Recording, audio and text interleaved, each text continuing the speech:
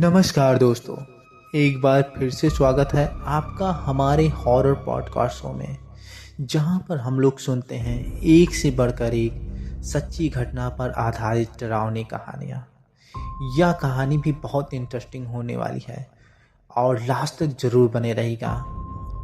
कहानी को शुरू करने से पहले एक मेरी छोटी सी रिक्वेस्ट, जो कई लोगों को आपको तो पता ही होगा कि मेरा वीडियो का लाइक ज़्यादा नहीं, इस छोटे से चैनल का छोटा सा टारगेट 50 कमेंट और 20 लाइक का हो सके तो इस टारगेट को पूरा करने में मेरी मदद करें। इससे मुझे प्रोत्साहन मिलता है और आपके सामने अगली बार नई कहानी लाने का एक जुनून और जज्बा मिलता है।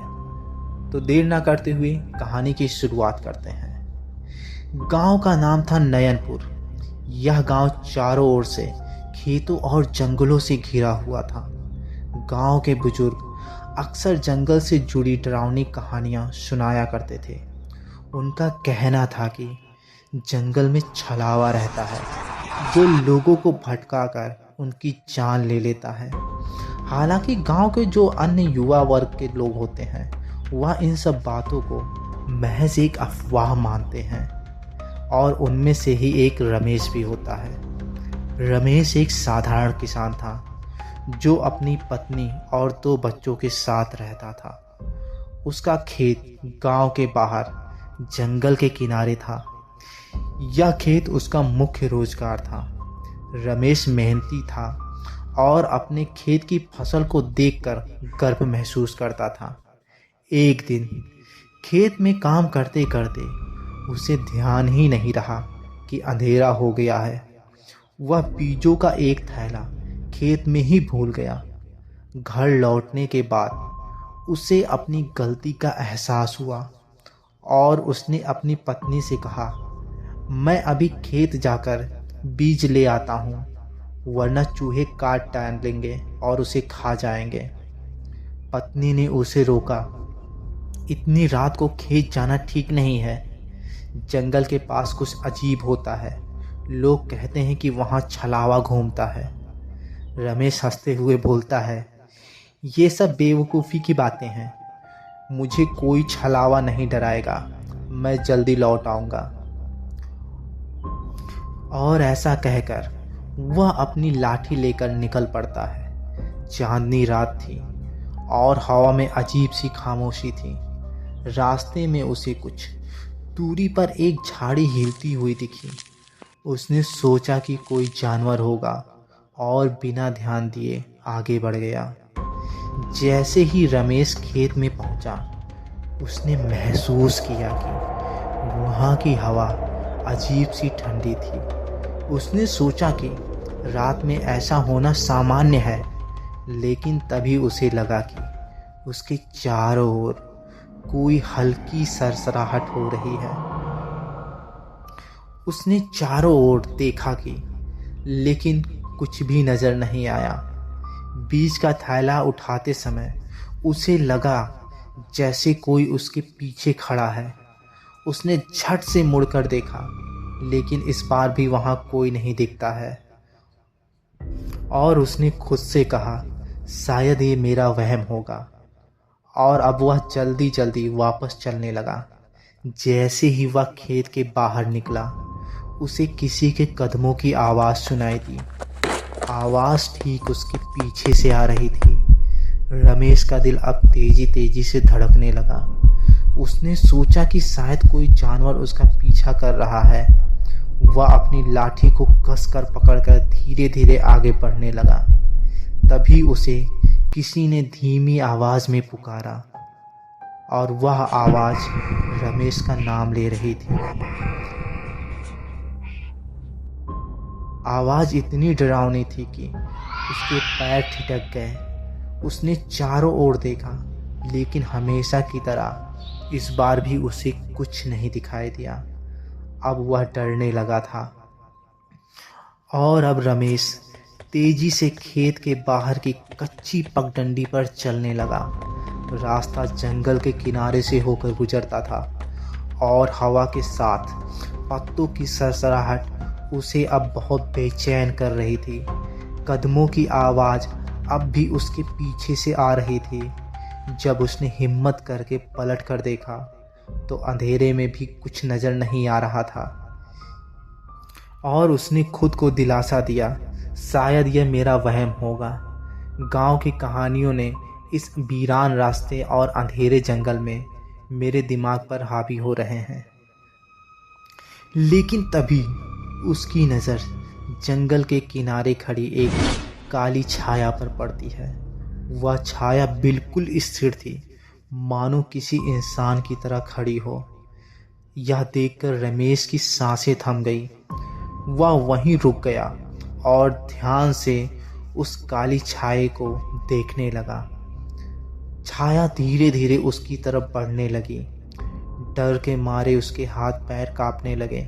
उसने सोचा कि शायद यह कोई जानवर होगा, लेकिन जैसे ही छाया उसके पास आई, उसने देखा कि यह एक लंबी छाया थी जो काले कपड़ों में लिपटी हुई थी। उसका चेहरा एकदम साफ नहीं दिखाई दे रहा था, लेकिन आंखें लाल लाल जलती हुई अंगारों की तरह दिख रही थी। यह देखकर रमेश के रोंगटे खड़े हो चुके थे। उसने लाठी उठाई और कांपती आवाज में चिल्लाया, कौन है? दूर रहो मुझसे, पास मत आना मेरे। लेकिन वह छाया रुकी नहीं। वह एक भयानक हंसी हंसने लगी। उसकी हंसी की गूंज रमेश के कानों में चुभ रही थी। रमेश ने पीछे हटने की कोशिश की, लेकिन उसके पैर जमीन पर मानो जम से गए हों। रमेश अपने आप को उस स्थान से हिलाने डुलाने की कोशिश कर रहा था, लेकिन वह 1 इंच भी अब वहां से हिल नहीं पा रहा था। वह ऐसा कह ही रहा होता है, तभी हवा में एक भयानक आवाज गूंजती है और वह छाया बोलती है, तुझे डर नहीं लगता? इतनी रात में आया है। इस आवाज में एक अजीब सी गहराई थी। रमेश स्तब्ध हो गया। उसे समझ नहीं आ रहा था कि वह क्या करे। उसने पूरी ताकत से अपनी लाठी उस छाया की ओर फेंकी, लेकिन लाठी उसके पास पहुंचने से पहले ही जमीन पर गिर गई। तभी छाया अचानक गायब हो गई। रमेश को लगा कि वह अब सुरक्षित है। उसने जल्दी से वापस भागने की कोशिश की, लेकिन तभी उसने महसूस किया कि कोई उसे पीछे खींच रहा है। उसकी लाठी पर किसी पंजों के निशान दिख रहे थे। तभी उसे एक और एहसास होता है कि कोई इसकी पीठ पर मानो अपने ठंडे हाथ रख दिया हो। वह जोर से चिल्लाया, लेकिन उसकी आवाज मानो उसके गले में ही घुट कर रह गई हो। अब रमेश का शरीर पूरा ठंडा पड़ चुका था। वह वहीं पर जड़वत खड़ा रहा। उसकी आंखों के सामने अजीब अजीब आकृतियां तैरने लगीं। उसे ऐसा लगा जैसे वह किसी दूसरी दुनिया में पहुंच गया हो। चारों तरफ घना कोहरा फैल चुका था। वह छाया अब उसके सामने थी। उसका चेहरा धीरे धीरे स्पष्ट होने लगा। उसका चेहरा इंसान जैसा था, लेकिन आंखें बेहद डरावनी और खाली थीं। उसका मुंह अजीब तरीके से खुला हुआ था और वह लगातार कुछ बुदबुदा रही थी। रमेश को उसकी आवाज़ समझ नहीं आ रही थी, लेकिन वह इतना डर चुका था कि अब उसकी आंखों में अपने आप ही डर बसने लगा था और उसकी आंखें अपने आप बंद होने लगी थीं। और अचानक वह बेहोश होकर गिर पड़ा। लेकिन बेहोशी के दौरान भी उसे अजीब अजीब सपने आने लगे। उसने देखा कि उसके चारों ओर लोग घेरा बनाकर खड़े हैं। सभी के चेहरे विकृत और भयानक थे। वे जोर जोर से हंस रहे थे और रमेश को उनके ठहाकों की डर यूं ही एहसास सताने लग रही थी। सुबह जब रमेश को होश आया तो वह अपने खेतों के बीचों बीच पड़ा था। उसकी जो कपड़े होते हैं वो मिट्टी और घास से लगे हुए होते हैं। उसका सिर भारी हो चुका था और पूरे शरीर में दर्द हो रहा था। उसने चारों ओर देखा, लेकिन कुछ भी असामान्य नहीं था। जब वह उठने लगा तो उसने महसूस किया कि जमीन पर एक अजीब से निशान बने हुए हैं। ऐसा लग रहा था जैसे रात भर किसी ने वहाँ नाच किया हो। निशान गोलाई में बने हुए थे और बीच में राख जैसा कुछ बिखरा हुआ था। रमेश डर और उलझन में जल्दी जल्दी गांव लौट आया। उसने अपने परिवार को सब कुछ बताया, लेकिन कोई भी उसकी बात पर विश्वास नहीं कर रहा था। गांव के कुछ बुजुर्गों ने कहा, यह छलावे का काम है, हमने तुम्हें पहले ही चेतावनी दी थी। तभी गांव की सबसे बुजुर्ग महिला दादी ताई बोली, तुमने रात में जंगल के पास जाने की गलती की है। छलावा केवल उन लोगों पर वार करता है जो उसकी सीमा पार करते हैं। वह तुम्हें बार बार सताएगा जब तक कि तुम उससे बचने का कोई उपाय न निकाल लो। एक किसान रमेश से कहता है, मैंने भी छलावे को देखा है, वह तुम्हारे दिमाग से खेलता है। मेरी भैंस एक बार जंगल में गई थी और जब मैं उसे ढूंढने गया तो मुझे ऐसा लगा जैसे कोई मेरे चारों ओर घूम रहा है। मैंने वहाँ से भागकर अपनी जान बचाई थी। वह तुम्हारे पीछे अब हमेशा रहेगा। यह सब बातें सुनकर रमेश अब बेचैन हो जाता है और वह अपने घर वापस चला जाता है। रमेश थकावट के कारण जल्दी सोने की कोशिश कर रहा था। रात के लगभग आधे घंटे का समय हुआ था। घर के बाहर कुछ अजीब आवाज़ें आने लगीं। पहले उसने सोचा कि यह हवा के कारण पत्तों की सरसराहट होगी, लेकिन आवाज़ें बढ़ने लगीं। ऐसा लग रहा था जैसे कोई घर के चारों ओर चक्कर लगा रहा हो। उसने खिड़की की ओर देखा, लेकिन बाहर कुछ भी नहीं नजर आया।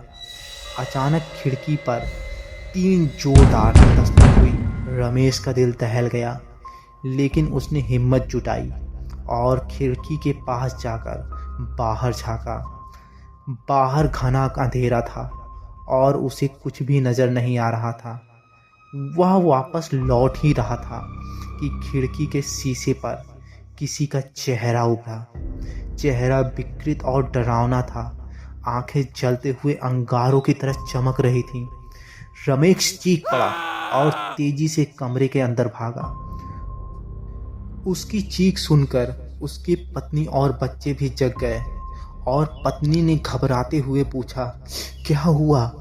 रमेश ने डरते हुए जवाब दिया, मुझे लग रहा है वह छलावा यहाँ तक भी आ गया है। वह मेरा पीछा नहीं छोड़ेंगे। मुझे बहुत डर लग रहा है। तभी पत्नी ने खिड़की की ओर देखा, लेकिन वहां कुछ भी नहीं था। रमेश ने सोचा कि यह उसका वहम हो भी सकता है और नहीं भी, लेकिन तभी घर की दूसरी खिड़कियां भी खुद ब खुद खुलने और बंद होने लगी। घर के दरवाजे जोर जोर से हिलने लगे। रमेश ने महसूस किया कि यह असामान्य है। जब उसने एक बार फिर हिम्मत करके लालटेन उठाई और दरवाज़ा खोलकर बाहर देखा तो उसकी चीख एक बार फिर निकल गई। बाहर उसकी ही शक्ल का एक आदमी खड़ा था, लेकिन उसकी आंखें पूरी तरह खाली थीं और वह अजीब ढंग से मुस्कुरा रहा था। और उस परछाई ने रमेश से कहा, तुम भाग नहीं सकते हो। यह आवाज़ बहुत ही पतली होती है, लेकिन वह रमेश के कानों में गूंज उठती है। अब रमेश के शरीर में मानो खून जम सा गया हो।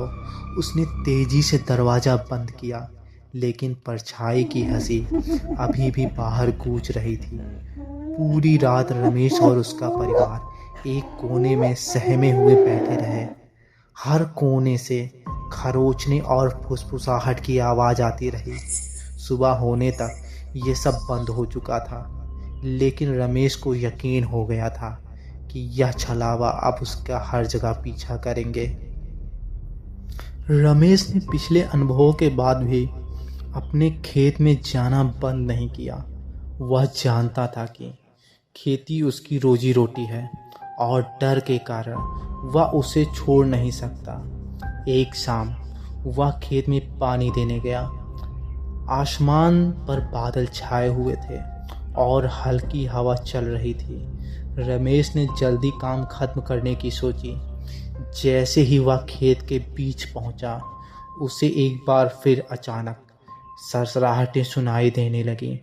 ऐसा लग रहा था मानो कोई तेजी से उसके चारों तरफ घूम रहा हो। उसने ध्यान दिया, लेकिन आसपास कुछ भी नजर नहीं आया। फिर अचानक खेतों के चारों कोनों से एक अजीब सी रोशनी उठने लगी। रमेश ने देखा कि वह रोशनी धीरे धीरे इंसानों की आकृतियों में बदल रही थी। वे आकृतियां झुकी हुई थीं और उनके चेहरे दिखाई नहीं दे रहे थे। वे बिना किसी आवाज के रमेश की ओर बढ़ने लगे। रमेश घबराकर अपनी लाठी उठाकर चिल्लाया, कौन हो तुम लोग? मेरे खेत से चले जाओ। लेकिन आकृतियां रुकने के बजाय उसके और करीब आने लगीं। अचानक रमेश को एहसास हुआ कि जैसे किसी ने उसके कंधे पर हाथ रखा हो और एक अजीब सा सांस लेने का उसके कानों में एहसास होता है। उसने मुड़ कर देखा तो वहाँ कोई भी नहीं था, लेकिन उसके सामने एक आकृति का चेहरा धीरे धीरे स्पष्ट हो रहा था। चेहरा विकृत था, उसकी आंखें जलती हुई लाल थीं, मुंह से खून टपक रहा था। वह आकृति बोली, आज तुम नहीं जाओगे यहाँ से, यह तुम्हारी आखिरी रात होगी। यह सुनकर रमेश पीछे हटने लगा। जैसे ही उसने भागने की कोशिश की, खेत की मिट्टी उसके पैरों के नीचे से गायब होने लगी। ऐसा लगा मानो वह जमीन के अंदर धंस रहा हो। उसने पूरी ताकत से बाहर निकलने की कोशिश की, लेकिन उसकी लाठी किसी अदृश्य ताकत ने छीन ली। चारों आकृतियां अब उसके ठीक सामने थीं और उन्होंने एक स्वर में कहा, भागने की कोशिश मत करना, हम तुम्हें नहीं छोड़ेंगे। यह सुनकर रमेश चीख पड़ता है। उसकी चीख पूरे जंगल में गूंज पड़ती है। तभी अचानक सब कुछ शांत हो गया। रमेश ने खुद को खेत के बीच में अकेला पाया। उसे लगा जैसे यह सब कुछ सपना था, लेकिन उसके शरीर पर खरोच के निशान थे। उसकी लाठी टूट चुकी थी और खेत की मिट्टी पर एक भयानक मौत का निशान बना हुआ था। कुछ दिन बाद रमेश ने गांव के एक पुजारी से सलाह मांगी और खेत के किनारे कुछ मंत्र पढ़ने का प्रयास किया। उसने सोचा कि यह सब आत्माएं शांत हो जाएंगी। वह अकेला ही जंगल के पास गया और खेत के किनारे बैठकर मंत्र का जाप करना शुरू किया। जैसे ही वह मंत्र पढ़ने लगा, हवा अचानक तेज हो गई। चारों ओर की चिड़ियों के चीखने की आवाज़ उसे अब साफ सुनाई दे रही थी। जंगल में अजीब सी हरकतें बढ़ चुकी थीं। पास का एक पुराना सूखा पेड़ खुद ब खुद अचानक जलने लगा। रमेश चौंक गया और मंत्र पढ़ना बंद कर दिया। पेड़ की लपटों के बीच से उसे एक आकृति दिखाई दी। यह वही छलावा था, लेकिन इस बार उसका आकार और भी बड़ा तथा भयानक हो चुका था। उसकी आंखों की लपटें अब बहुत भयानक लग रही थी, मानो वह किसी प्रकार के नर्क का द्वार हो। उस साये ने एक क्रोध भरी आवाज में रमेश से कहा, तुम्हारी हिम्मत कैसे हुई मुझे रोकने की? उसकी आवाज इतनी भयानक थी कि रमेश के कान सुन्न होने लगे। पेड़ की ज्वालाएं रमेश की ओर बढ़ने लगी।